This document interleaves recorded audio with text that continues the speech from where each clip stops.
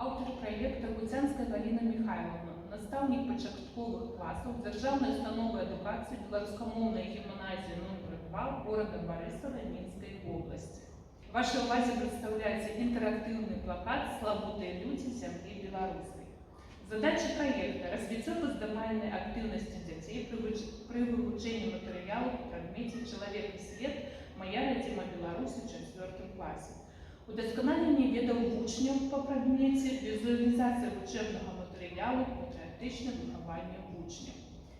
У праекце змешчана дадатковая і вучэбная інфармацыя, якую можна выкарыстоўваць на саміх уроках і факультатыўных занятках або пры планаванні арганізацыйна-выхавальнай работы у 4-7 класах.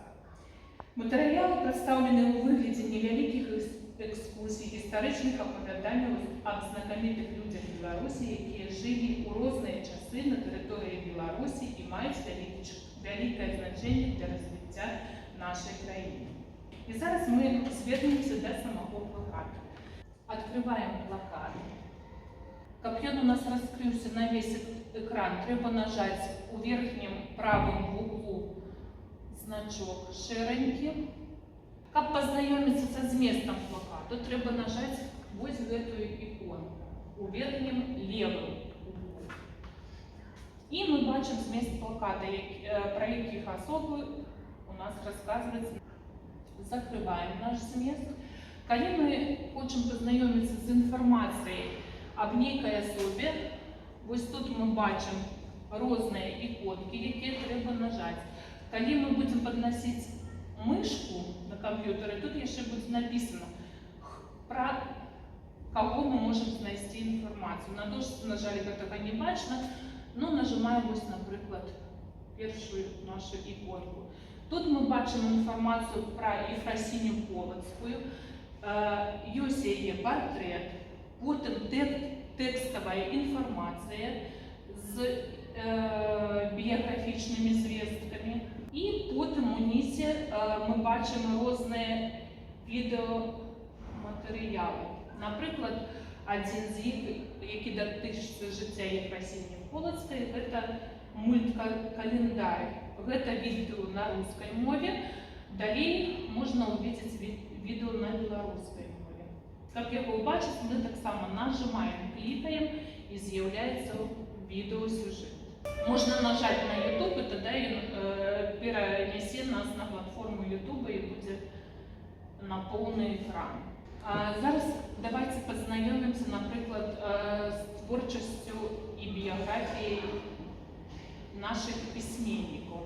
Зараз ви можете убачыць інфармацыю, якая датычыцца біяграфіі і творчасці Янкі Купалы.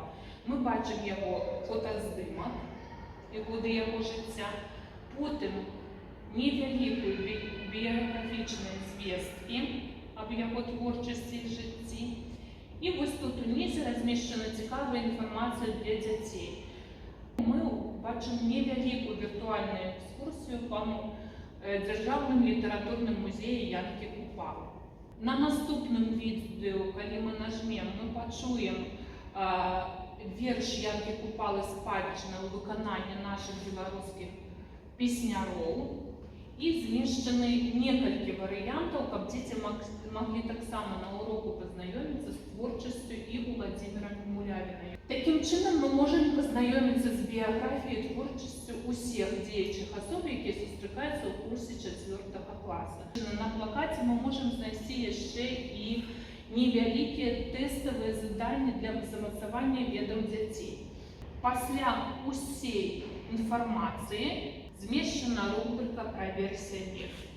Тут змешчаны асноўныя пытанні, якія сустракаліся таксама ў нашым падручніку. І каб іх замацаваць, вучні могуць прайсці гэты тэкст, выканаць заданні і таксама удасканаліць і замацаваць свае веды.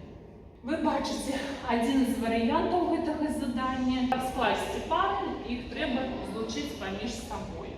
Потым, каб праверыць сябе, дзеці могуць нажаць вось гэты значок. Вы заўважылі, што іконкі размешчаны на выявах абласцей Беларусі ў розных месцах па месту пражывання саміх дзеючых асоб значных для Беларусі.